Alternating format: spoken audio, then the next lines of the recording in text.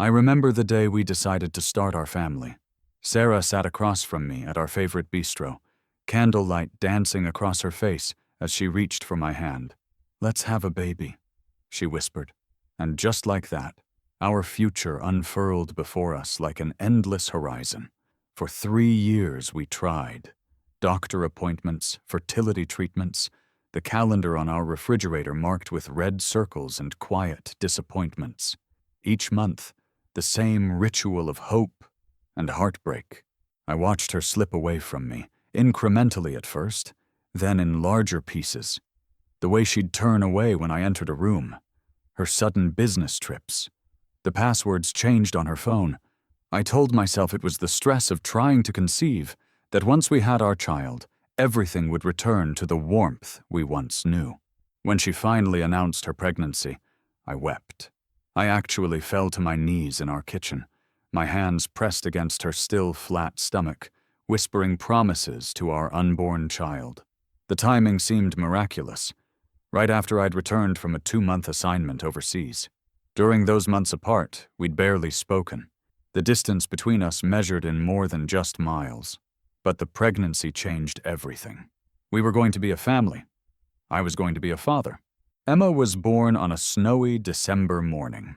10 perfect fingers. 10 perfect toes. A tuft of dark hair that looked nothing like mine or Sarah's, but I didn't think twice about it. "Genetics are funny that way," the nurse said with a smile when I mentioned it. And why would I question it? This was my daughter. My miracle. For 8 months, I lived in a state of exhausted bliss. Late-night feedings, first smiles, the impossible softness of her skin against mine when I'd rock her back to sleep. Sarah seemed distant, always working late, always on her phone, but I barely noticed, consumed as I was with fatherhood. When she suggested a family vacation, to reconnect, I jumped at the chance. 3 tickets to Bali, a beachfront villa, 2 weeks of paradise. The morning of our flight, I was giddy with anticipation. I packed Emma's favorite toys, her sun hat, the special sunscreen for sensitive skin. I triple-checked our passports and tickets while Sarah got ready, moving with an unusual slowness, her eyes never quite meeting mine. "I'll meet you at the gate," she said, kissing me quickly. "I need to pick up something at the duty-free." I nodded, adjusting Emma in her stroller, already imagining the 3 of us watching the sunset over the Indian Ocean. The departures hall at JFK was a chaos of travelers, announcements echoing off the high ceilings, everyone rushing toward their destinations. Emma babbled happily, reaching for the colorful display of a nearby shop. I checked my watch. Our boarding would begin in 40 minutes, and Sarah still hadn't returned from duty-free. I texted her. "Where are you? Emma's getting fussy." No response. 30 minutes before boarding. 20. 10. My calls went straight to voicemail. A cold unease spread through my chest as the gate agent announced the beginning of boarding. "Sir," she called, checking my boarding pass. "Will the rest of your party be joining you?" "My wife, she's—" I stumbled over the words, realization dawning like a slow, terrible sunrise. "She'll be here any minute." But even as I said it, I knew. Something was wrong. Terribly wrong. My phone buzzed. A text from Sarah. "I'm sorry, I can't do this anymore. The truth is in the diaper bag." The world tilted beneath my feet. With trembling hands, I unzipped the side pocket of Emma's diaper bag. There, nestled between diapers and wipes, was a sealed envelope. I tore it open, my heart thundering in my ears. Inside was a paternity test, and a letter that would shatter the life I thought I had. "Final boarding call for Flight 237 to Denpasar, Bali." The announcement cut through my shock like a knife. Emma reached for me, her little face scrunched with concern, sensing my distress.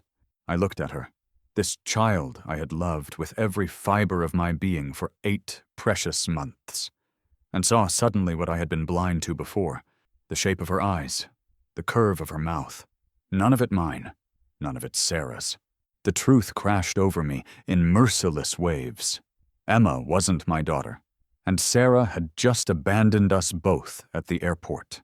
The paper trembled in my hand, its clinical language a stark contrast to the emotional devastation it delivered. Probability of paternity, 0.00%. Below that, another name.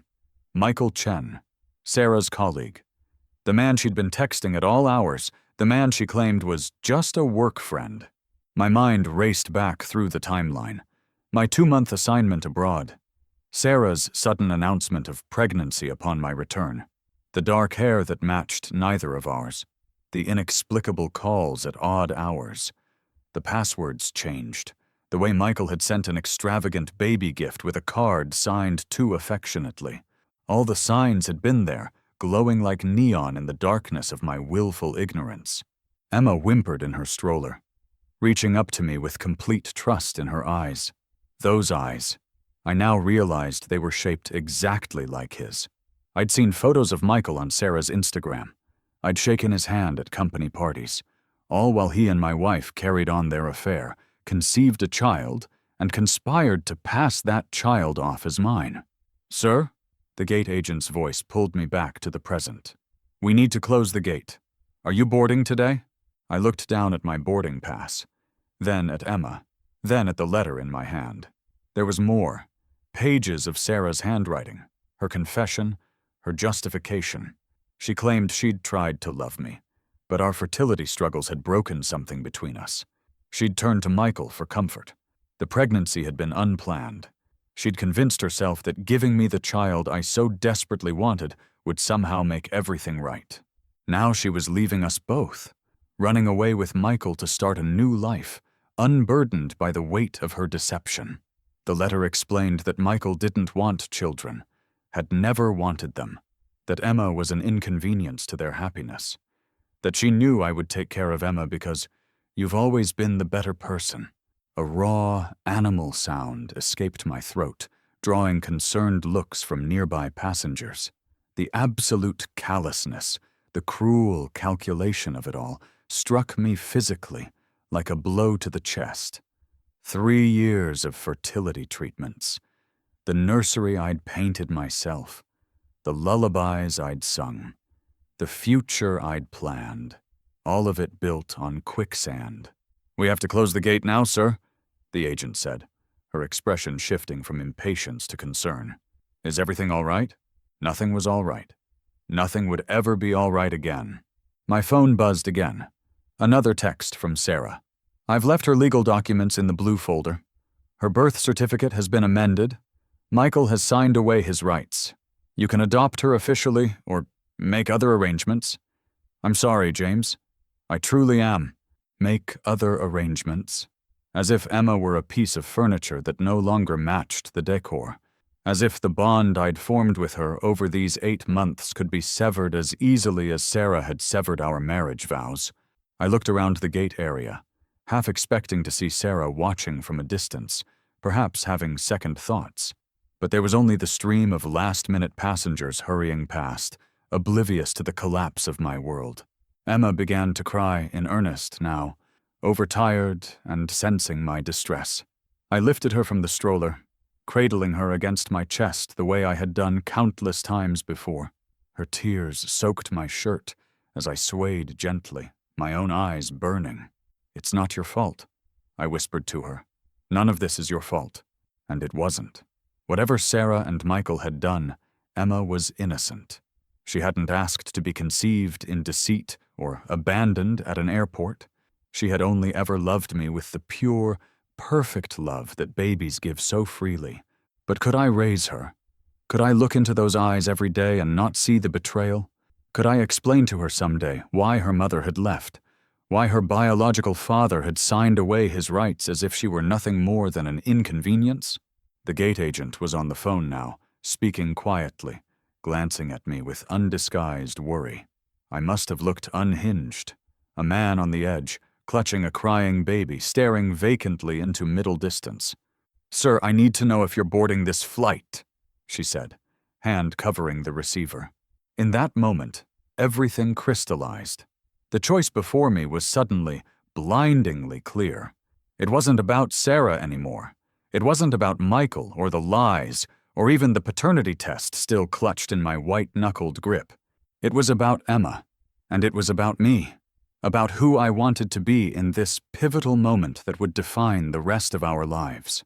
"I'm boarding," I heard myself say, the words emerging from some place of clarity beyond the chaos of my emotions. "We're boarding." I tucked the letter back into the diaper bag, hoisted Emma higher on my hip, and folded the stroller with my free hand. The gate agent looked relieved, scanning our boarding passes and ushering us down the jetway. As we stepped onto the plane, a flight attendant reached for Emma, cooing softly. "Let me help you get settled, Dad." Dad. The word hit me like a physical blow. Was I still Emma's dad? Had I ever truly been? We settled into our seats, 2 empty spots where our family of 3 should have been. Emma, exhausted from crying, fell asleep almost immediately, her tiny hand clutching my finger even in slumber. I stared at her face, memorizing every detail, trying to separate what I'd projected onto her from what was actually there. Yes, her eyes resembled Michael's, but her determined little chin, the way she scrunched her nose when she concentrated, those were expressions I'd attributed to Sarah. Were they actually hers? Or had I just seen what I wanted to see, crafting connections out of wishful thinking? The plane pushed back from the gate, the engines rumbling to life. My phone buzzed one last time before I was prompted to switch to airplane mode. Another text from Sarah. "Where are you? Did you get my messages? Please tell me Emma is okay." The audacity of her concern, after what she'd done, sent a fresh wave of rage through me. She'd abandoned her child, our child, no, Michael's child, at an airport with nothing but a letter of confession. And now she wanted reassurance? I switched my phone off without responding, letting the question hang unanswered in the digital ether between us. As the plane taxied toward the runway, memory after memory assaulted me. The first time I'd held Emma in the hospital, awestruck by her perfection. The nights I'd walked the floors with her, singing nonsense songs until she drifted off to sleep. The way her entire face lit up when I entered a room, her arms reaching for me with complete certainty that I would never let her fall. I had loved this child with every atom of my being. I had built my entire future around her existence. And now I knew that the foundation of that love was constructed on lies. But did that make the love itself a lie? The plane accelerated down the runway, pressing me back into my seat. Beside me, Emma slept on, oblivious to the seismic shifts occurring in her young life, oblivious that her mother had just abandoned her, oblivious that her biological father had signed away his rights to her as if she were an unwanted pet, oblivious that the man who had loved her as his own was now questioning everything he thought he knew about family and fatherhood. "Can I get you something to drink once we reach cruising altitude?"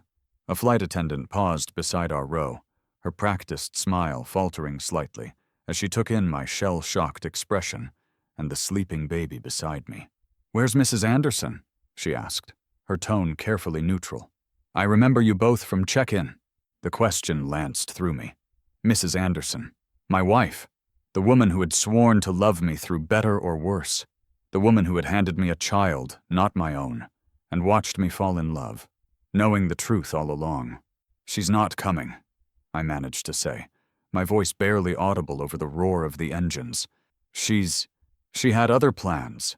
The flight attendant's eyebrows rose slightly, but her professional training prevailed. "I see.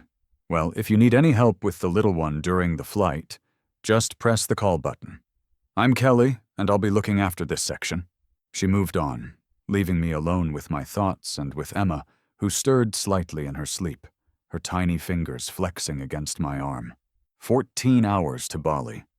14 hours to decide what came next. 14 hours to determine whether I could separate Sarah's betrayal from Emma's innocence. 14 hours to figure out if I was still a father, or if that identity had been stolen from me along with everything else. The seatbelt sign dinged off. Around me, passengers began to move about the cabin, retrieving items from overhead bins, adjusting seats, queuing for the lavatory. Normal behaviors on a normal flight to a tropical paradise. None of them aware that the man in seat 32F was experiencing the complete implosion of his existence. I pulled out the letter again, forcing myself to read every word of Sarah's confession. Her affair with Michael had begun before our fertility treatments had even ended. She'd gotten pregnant accidentally. When she'd discovered she was carrying his child, she'd come home to me, pretending it was the miracle we'd been waiting for. Michael had initially wanted her to terminate the pregnancy. When she refused, he'd agreed to let her pass the child off as mine, with the understanding that he would never acknowledge paternity, never have to pay child support, never have to be a father. But something had changed. Sarah wrote that she and Michael had reconnected during her maternity leave, that he'd fallen in love with her all over again, that they wanted to start fresh, away from the complications of her marriage and the child neither of them had planned. They were flying to Singapore today, right now perhaps, where Michael had accepted a lucrative position. They would start over, just the two of them, unburdened by the past or by Emma. "I know this is unforgivable," Sarah had written in her flowing script, "but I also know that you love Emma more than I ever could. She'll be better off with you. You'll be the father she deserves. The one I couldn't give her." A fresh surge of fury rose in me at her presumption, her casual delegation of the life she'd created and then discarded, as if abandoning her child was somehow an act of maternal sacrifice, rather than the ultimate selfishness. Somewhere over the Pacific, as most passengers slept under thin airplane blankets, I sat wide awake, staring at the ceiling. Emma had woken twice, disoriented and fussy in the unfamiliar environment. Each time, I'd soothed her back to sleep, my body remembering the rhythms and movements that calmed her, even as my mind whirled with doubt and anger. "You're good with her," the flight attendant, Kelly, remarked quietly as she passed through the darkened cabin. "Some dads look like deer in headlights when they're alone with their babies on flights." Dad. There was that word again, a knife twisting in an already gaping wound. "She's not," I began, then stopped. What was I going to say? She's not mine? She's the product of my wife's affair? I'm just the fool who got tricked into raising another man's child? Kelly waited, her head tilted slightly in question. "She's not usually this easy on flights," I finished lamely. "We got lucky." She smiled and continued her rounds, leaving me alone with the weight of words unspoken. The truth was, I didn't know what Emma was to me anymore. For 8 months, she had been my daughter, my child, mine to protect, to guide, to love. I had built my entire identity around being her father. And now? Now I was, what? A man who had been deceived into raising another man's child? A victim of an elaborate paternity fraud? Or was I still a father? Just not in the way I had believed. I stared down at Emma, sleeping peacefully beside me. Her little chest rose and fell in the rhythm that had become as familiar to me as my own heartbeat. Her dark eyelashes fanned against her cheeks. Her tiny hand was curled around my index finger, holding on even in sleep. The love I felt for her hadn't disappeared with Sarah's revelation. It still lived in me, raw and real and overwhelming. But now it was tangled with betrayal, with anger, with the sickening realization that Sarah and Michael had used me, used my desperation for a child in their elaborate deception. Could I separate those feelings? Could I love Emma without being constantly reminded of Sarah's betrayal? Could I look at her every day and not search for signs of Michael in her features? And what about Emma herself? What would I tell her when she was old enough to ask about her mother, about her biological father, about why I, a man with no genetic connection to her, was raising her? The questions came in relentless waves, each one pulling me further into the depths of uncertainty. I had boarded this plane on instinct, fleeing the scene of my humiliation. But now, suspended between continents, between my past and whatever uncertain future awaited, I had to confront the reality of my situation. I was flying to Bali with a child who wasn't biologically mine, whose mother had abandoned her, whose father had signed away his rights. I had no idea what legal standing I had as her caretaker, no idea what awaited us when we landed, no plan beyond putting as much distance as possible between myself and the wreckage of my marriage. The rational part of my brain knew I should turn around at the first opportunity. Go back to New York, contact a lawyer, sort out the legalities of the situation. Sue Sarah for what? For lying? For passing off another man's child as mine? For breaking my heart so completely that I wasn't sure it would ever heal? But another part of me, the part that had fallen in love with Emma from the first moment I held her, rebelled against that rationality. That part insisted that none of this was Emma's fault, that she deserved better than to be caught in the crossfire of adult deceptions and disappointments, that she deserved to be loved unconditionally, regardless of whose DNA she carried. The diaper bag sat at my feet, containing the mundane necessities of infant care, alongside the explosive revelations that had detonated my life. In the side pocket, beside the paternity test and Sarah's letter, was Emma's passport. I pulled it out now, flipping it open to her photo. Her name was printed clearly. Emma Grace Anderson, my last name. Not Sarah's maiden name, not Michael's surname. Mine. Legally, on paper, she was my daughter. Sarah had written that Michael had signed away his rights, that the birth certificate had been amended. What did that mean? Was I already listed as her father? Or was that another lie, another manipulation? I had no way of knowing, no way to verify any of Sarah's claims until we returned to the States, and I consulted with a family law attorney. If we returned to the States. The thought surfaced unbidden, dangerous in its allure. What if we didn't go back? What if we disappeared into the anonymity of international travel, built a new life somewhere no one knew our story, where Emma could grow up without the shadow of abandonment hanging over her? It was a fantasy, of course, irresponsible, potentially illegal, and yet, in the suspended reality of night flight, it possessed a certain seductive logic, a clean break, a fresh start. Emma stirred beside me, whimpering softly.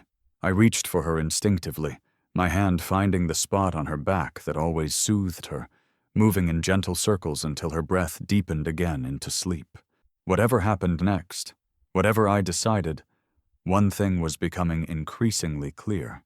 Emma needed someone who would put her first, someone who would protect her from the fallout of Sarah and Michael's selfishness, someone who would love her not despite the circumstances of her birth, but with full knowledge and acceptance of them. Could I be that person? Could I separate my feelings of betrayal from my love for this child?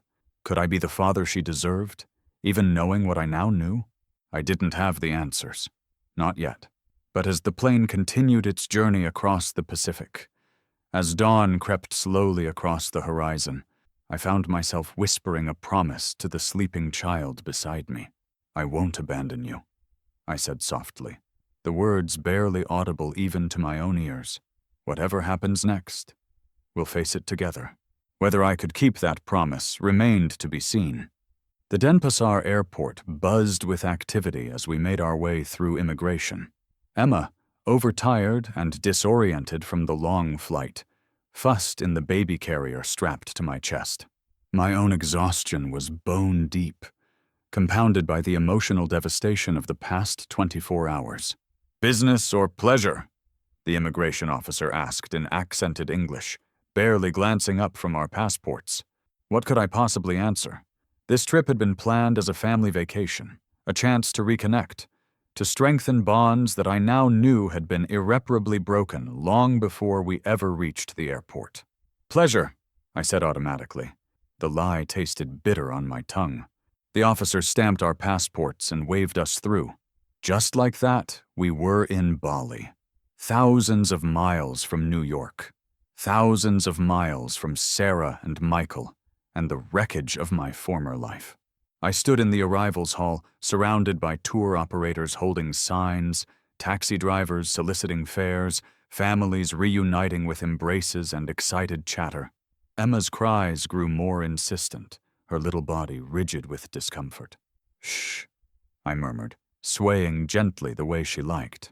"It's okay, we're okay." Another lie. Nothing was okay. I had no idea what to do next. The villa I'd booked was meant for 3, a family vacation that now felt like a cruel joke. The return tickets, scheduled for 2 weeks from now, seemed like artifacts from another lifetime. My phone, switched back on after landing, vibrated with a barrage of notifications. Missed calls from Sarah, text messages, voicemails. I ignored them all, focusing instead on the immediate needs before me. Emma was hungry, tired, needed a diaper change. These concrete problems were infinitely more manageable than the existential crisis raging inside me.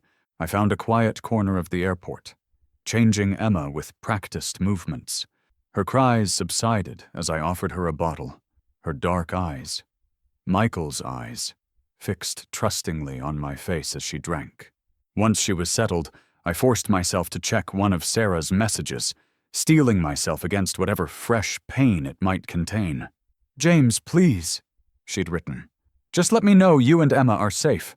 I know you hate me right now. You have every right to. But please don't punish Emma for what I've done." Fury surged through me at her presumption, her attempt to claim moral high ground after what she'd done. She had abandoned her child at an airport with nothing but a letter. She had lied to me for almost 2 years. She had watched me fall in love with Emma, knowing the truth all along. And now she wanted to position herself as concerned about Emma's welfare? I typed a response with trembling fingers. "We're safe. Don't contact me again." Then I blocked her number. It was a petty act, perhaps, childish in its simplicity, but it felt like the first step toward reclaiming some semblance of control over my shattered life. I hailed a taxi, giving the driver the address of our villa. As we pulled away from the airport, navigating the chaotic Balinese traffic, a strange sense of detachment washed over me. The tropical landscape outside the window, lush, vibrant, utterly foreign, matched the alienation I felt from my own life. 24 hours ago, I had been James Anderson, husband, father, software engineer with a comfortable life in Manhattan. Now I was, what? A man adrift, a man betrayed, a man clutching a child who wasn't biologically his, in a country thousands of miles from home, with no clear path forward. The villa, when we arrived, was exactly as promised in the listing. A private pool glittering in the late afternoon sun. An open-air living space decorated with tropical flowers and local artwork. 2 bedrooms, the master with a king-sized bed, the smaller one set up with a crib for Emma. I tipped the driver absently, barely registering the amount as I fumbled with unfamiliar currency. Then we were alone, Emma and I, in the paradise that was meant to be our family reconnection. I set Emma down on a playmat, watching as she batted at colorful hanging toys, seemingly unaffected by the seismic shifts occurring in her young life. To her, I was still the same, still the father who had loved her from the first moment, still the constant presence in her world of ever-changing variables. But I wasn't the same, could never be the same again.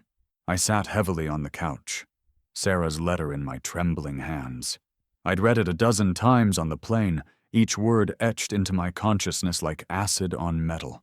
Now I forced myself to read it again, searching for something I might have missed, some explanation that would make sense of the senseless. There was nothing new to discover, just the cold facts of betrayal, laid out in Sarah's flowing handwriting. My gaze drifted to Emma, still playing contentedly on her mat. She had no idea that her entire existence was built on lies, that her mother had fled to another continent rather than face the consequences of her deception, that her biological father had signed away his rights without ever holding her, that the man who had loved her as his own was now questioning everything he thought he knew about fatherhood and family. In that moment, something shifted inside me, a clarity emerging from the chaos, like sunlight breaking through storm clouds. Emma was innocent, completely, utterly innocent in all of this. She had not asked to be conceived in deceit, had not asked to be abandoned by her biological parents, had not asked for any of the complicated adult drama surrounding her birth. She had only ever loved me, purely and without reservation, in the way that babies love, completely, trustingly, with their whole beings. And I had loved her back, not because I thought she carried my DNA, not because she was the culmination of years of fertility treatments and dashed hopes, but because she was Emma, because of her scrunched-nose smile and her serious gaze when she encountered something new, because of the way she reached for me when she was scared, because of 1,000 tiny moments that had nothing to do with biology and everything to do with the bond we had formed. I had been so focused on what had been taken from me, my identity as Emma's biological father, my trust in my marriage, my vision of our family's future, that I had failed to recognize what remained, what could not be taken unless I allowed it to be. I was still the father Emma knew, still the person she reached for in the night, still the voice that soothed her fears, and the hands that held her safely above the water during bath time, still the one who knew exactly how she liked to be held, and which songs made her smile, and which foods she would invariably spit out. Biology hadn't created that bond. Time had, love had, presence had, and those things remained if I chose to honor them. The realization didn't erase the pain of Sarah's betrayal, didn't magically resolve the complex legal and ethical questions surrounding Emma's custody, didn't provide a clear roadmap for our future. But it offered a starting point, a solid place to stand amid the quicksand of uncertainty. I picked up my phone, unblocking Sarah's number long enough to send one final message. Emma is safe with me. I'm consulting a lawyer about formal adoption. Don't try to contact us again. Then I put the phone away and turned my attention fully to Emma, who was beginning to fuss, reaching for me with complete confidence that I would lift her, comfort her, meet her needs. And I did. Because regardless of what a paternity test said, regardless of the lies that had brought us to this point, regardless of the uncertain future stretching before us, one thing was absolutely clear. I was her father, not by blood, but by choice, by love, by the countless small moments that bound us together more surely than any genetic link ever could. That knowledge didn't heal everything, but it was enough to build on, enough to take the next step, and then the next, emerging from the wreckage of betrayal into something new, something chosen rather than imposed, something real, in a way that transcended biology. The Balinese sunrise filtered through gauzy curtains, painting the villa in hues of gold and amber. I sat on the terrace, Emma asleep in my arms, watching the day begin in this place that was meant to be our family vacation and had instead become the setting for our rebirth. 5 days had passed since we'd landed, 5 days of adjusting to our new reality, 5 days of caring for Emma, meeting her needs, creating a temporary routine in our tropical refuge, while I tried to make sense of what came next. I'd called a lawyer back in New York, explaining our situation in a hushed voice while Emma napped. The legal landscape was complex, she'd told me. If Sarah had truly amended Emma's birth certificate to list me as the father, if Michael had indeed signed away his parental rights, I might already have legal standing. But without seeing the actual documents, without knowing exactly what steps Sarah had taken, it was impossible to be certain. Don't leave the country with the child until we sort this out, the lawyer had advised. Too late for that, I thought, but didn't say. Instead, I'd asked her to look into the documents to see what legal claim I might have to the child I'd raised as my own for 8 months. She promised to call when she had information, her voice carefully neutral, professional, betraying no judgment about our unusual circumstances. In the meantime, Emma and I settled into a strange, suspended existence in our Balinese villa. I canceled the activities I'd booked for 3, the couple's massage, the sunset dinner cruise, the family photo shoot on the beach. Instead, we developed our own rhythm. Morning swims in the private pool, Emma squealing with delight as I dipped her feet in the cool water. Afternoon naps in the air-conditioned bedroom, her small body curled trustingly against mine. Evening walks along the beach, her eyes wide with wonder at the shifting colors of the tropical sunset. In those quiet moments, with Emma's warm weight in my arms and the sound of the ocean in the distance, the path forward began to crystallize. Not all at once, not in a single moment of clarity, but gradually, like a photograph developing, the image becoming clearer with each passing day. I loved this child, not because I thought she was mine biologically, but because she was mine in every way that mattered. I had been there for her first smile, her first tooth, her first attempts at crawling. I had soothed her tears, celebrated her triumphs, guided her through the early explorations of her world. Biology hadn't created that bond. Presence had. Love had. Choice had. And now I was faced with another choice, perhaps the most important one of my life. Would I continue to be Emma's father, knowing what I now knew? Would I fight for legal recognition of a relationship that transcended genetics? Or would I walk away, leaving her to the uncertain mercy of a mother who had already abandoned her once, and a biological father who had signed away his rights without ever knowing her? When framed that way, it wasn't really a choice at all. On the 6th day, my lawyer called back. She'd located Emma's birth certificate, she said. I was indeed listed as her father. Michael had signed a legal document relinquishing all parental rights. Sarah had no legal standing to challenge my paternity, having perpetrated fraud by listing me as the father while knowing I was not. In the eyes of the law, the lawyer explained, you are Emma's father. You have full parental rights and responsibilities. If you choose to pursue child support from your wife, given the circumstances, I don't want anything from her, I interrupted. Just confirmation that she won't try to take Emma back, that she won't change her mind 6 months from now, or 2 years from now, and decide she wants to be a mother after all. There was a pause on the line. Given the documentation and her actions, she would have a very difficult case, the lawyer said carefully. But if you want absolute certainty, we should draw up formal adoption papers. Have her sign away her parental rights explicitly, the way Michael did. Adoption. The word landed strangely in my consciousness. Adopting the child I had already considered mine. Making official what my heart already knew to be true. Do it, I said. Draw up whatever paperwork is needed. I want this to be ironclad. After ending the call, I sat by the pool, watching Emma as she napped in the portable crib I'd set up in the shade. Her tiny chest rose and fell with each breath. Her dark eyelashes fanned against her cheeks. Her small hand curled around the stuffed elephant she couldn't sleep without. I thought about Sarah, about Michael, about the selfish choices they'd made that had led us to this moment. I thought about the anger that still burned inside me when I remembered Sarah's deception, her casual cruelty in abandoning Emma at the airport, her presumption that I would simply step into the role she no longer wanted.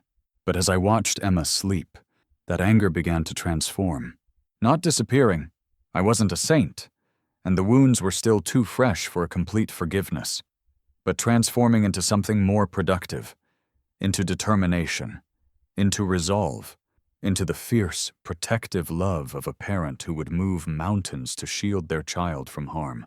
Sarah and Michael's betrayal had nearly broken me, but it had also, unexpectedly, set me free. Free from a marriage that had been built on lies. Free from trying to meet the expectations of a woman who had never truly loved me enough to be honest. Free to build a new life, for myself and for Emma, one founded on truth, rather than deception. I picked up my phone, scrolling to the blocked number that belonged to Sarah. After a moment's hesitation, I unblocked it and typed a message. The lawyer is drawing up formal adoption papers. I'll have them sent to you. Sign them, and then stay away from us. Emma deserves better than what you were willing to give her. Her response came almost immediately. I'll sign whatever you want. I never meant to hurt you, James. Or Emma. I just couldn't be what either of you needed. I stared at the screen, at this final, inadequate justification for her actions. Once, those words would have cut me to the quick. Now they barely registered. Sarah's motives, her justifications, her feelings, they no longer mattered to me. She had made her choice. I was making mine. And my choice was Emma. I put the phone away and walked to the crib, gently lifting my sleeping daughter into my arms. She stirred briefly, her tiny hand finding my shirt and clutching it in that gesture of complete trust that still had the power to undo me. It's you and me now, I whispered to her. We're going to be okay. And for the first time since reading that devastating letter at the airport, I truly believed it. 1 year later, I stood at another airport, this one in New York, holding Emma's hand as she tottered beside me on unsteady legs. At 16 months, she was walking now, babbling constantly, her personality emerging more clearly with each passing day. "Dada," she said, pointing at a colorful display near our gate. "Look." "I see it, sweetheart," I answered, my heart swelling as it always did when she called me Dada. Such a simple word, but loaded with meaning, with choice, with love that transcended biology. We were flying to California this time to visit my parents, Emma's grandparents, who had embraced her without hesitation, without question, their love for her as unconditional as my own. A real family vacation, with no shadows hanging over us, no secrets threatening to detonate our happiness. The adoption had been finalized 6 months ago, after Sarah signed the papers without contest.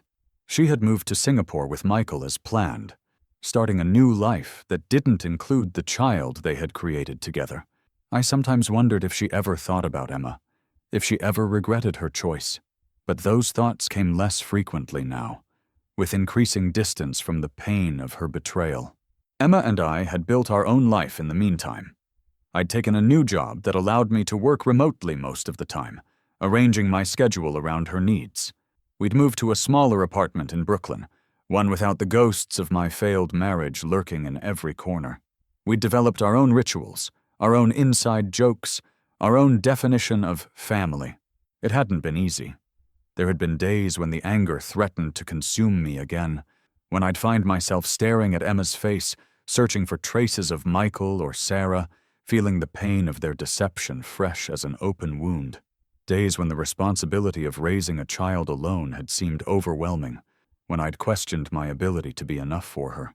But those days had grown fewer as time passed, as Emma and I settled into our new normal, as I gradually came to understand that what had initially seemed like the end of everything had actually been the beginning of something stronger, truer, more authentic than what had come before. "Flight 623 to San Francisco is now boarding," the announcement echoed through the terminal, pulling me from my reflections. "Ready for an adventure, Em?" I asked, kneeling to her level. She nodded enthusiastically, her dark curls bouncing. "Venture," she repeated, one of her new favorite words. As we joined the boarding line, I couldn't help but think about that other airport, that other flight, that moment of devastating clarity when I'd discovered that nothing in my life had been what I thought it was. If someone had told me then, in the depths of that pain, that a year later I would be standing in another airport, heart full, future bright, grateful for the path that had led me here, I wouldn't have believed them, couldn't have imagined that anything good could emerge from such complete betrayal. But life has a way of surprising us, of taking our carefully constructed plans and expectations and shattering them, only to reveal something stronger, more beautiful in the breaking. Emma tugged at my hand, impatient with my momentary distraction. "Go, Dada," she urged, pointing toward the jet bridge where passengers were beginning to file onto the plane. "We're going," I assured her, hoisting her into my arms as we approached the gate agent. "Just the two of you today?" the agent asked pleasantly as she scanned our boarding passes. "Yes," I answered, no longer feeling the sting those words had once carried. "Just us." The agent smiled at Emma, who offered a shy wave in return. "Have a great flight," she said, ushering us toward the plane. As we made our way down the jet bridge, Emma's arms wrapped securely around my neck, I thought about the message I'd received from Sarah last week, the first in many months. A brief note saying she was pregnant again, that she and Michael were ready to be parents now, as if parenthood were something one could simply defer until a more convenient season. I hadn't responded. There was nothing left to say. Sarah had made her choice at that airport a year ago. She had chosen to walk away from her child, from her responsibilities, from the messy, challenging, glorious reality of parenthood. She had chosen what she perceived as freedom, as a fresh start, unburdened by the consequences of her actions. I had made my choice too. I had chosen Emma, chosen to love her, not despite the circumstances of her birth, but with full knowledge and acceptance of them, chosen to be her father in all the ways that mattered, to build a life where she would never doubt her worth, never question her place in the world, never feel the abandonment her biological parents had so casually inflicted.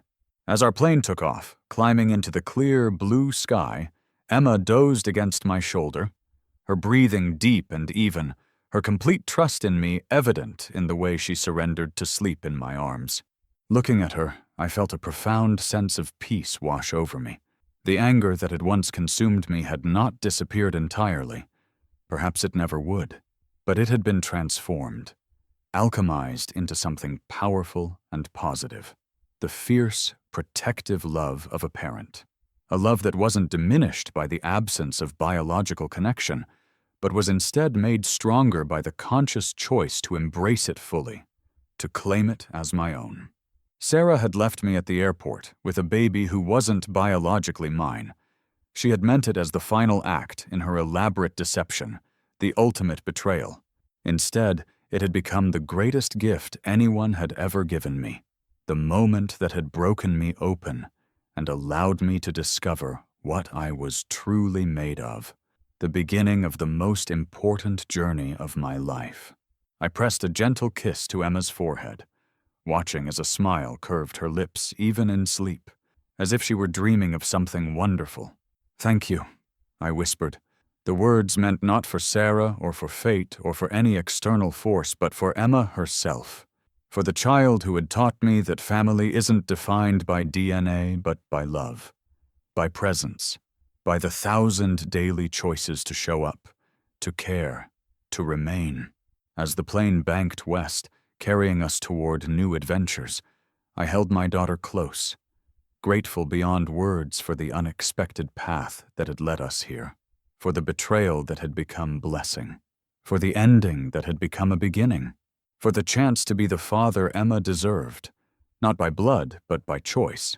And in the end, that had made all the difference.